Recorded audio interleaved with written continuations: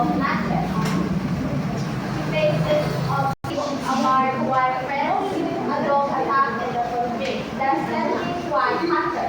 Her purpose, she's going to town to get medicine for her grandson, who swallowed and has a damaged throat. When she reaches the clinic, she momentarily forgets what she gave from exhaustion. But then remembers, the nurse gives her the medicine and the needle.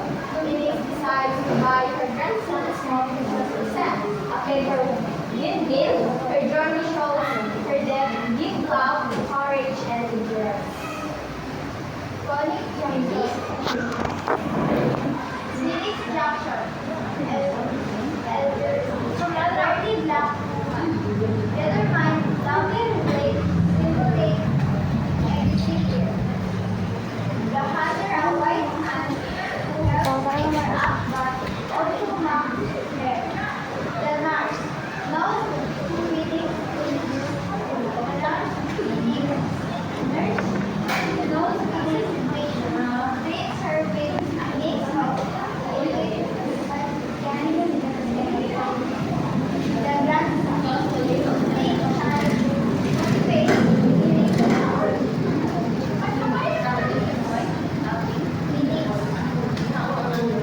Phoenix Jackson. Siya ay isang matandang babaeng itim na matatag, mapagmahal, matapang at sumisimbolo ng katatagan. The Hunter. Isang puting lalaki na tumutulong sa kanya pero kinutya rin siya. The Nurse. Alam niya ang sitwasyon ni Phoenix, tinatrato niya siya na may halong pagkainit at kabaitan. The Grandson.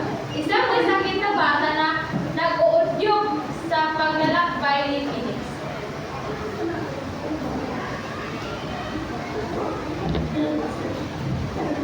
Setting. The story takes place in rural Mississippi during the 13th century. Difficulties of the natural and social environment. City.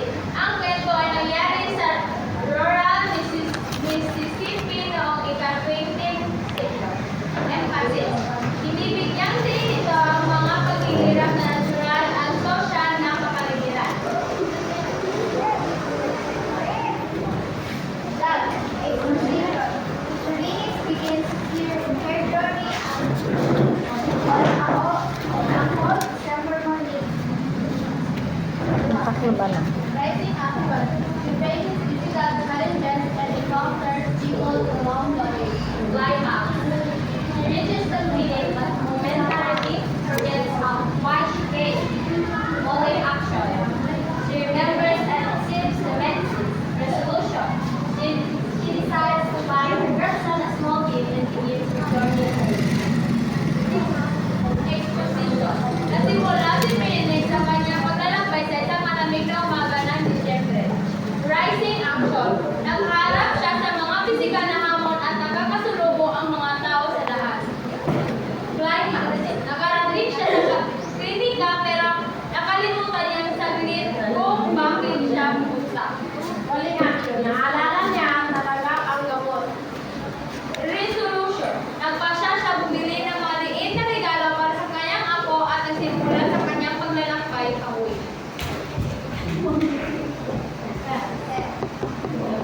Labing sacrifice.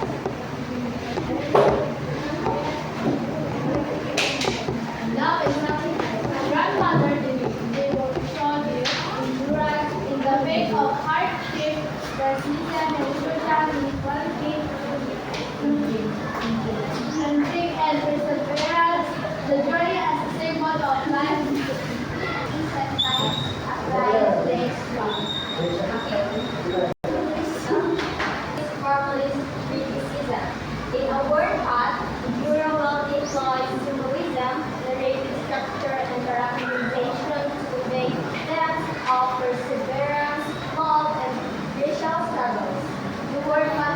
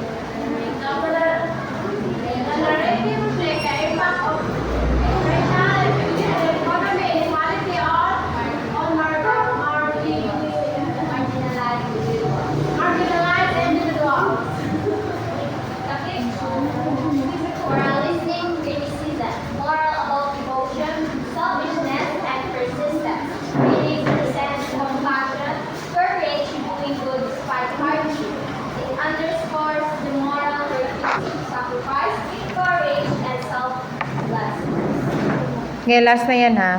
Muna. Criticism. Feeling